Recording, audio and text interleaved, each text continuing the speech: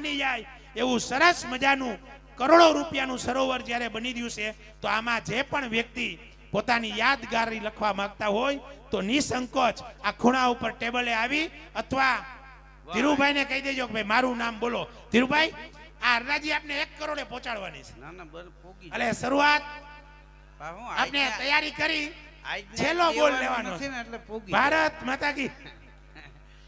આજને આજ દેવાનું નથી એટલે પૂગી જાહે. અને 3 વાર તો શું છે, આ ડેમ ભરાય ને એમાં ડૂબકી માર્યા પછી જાહેર થાય.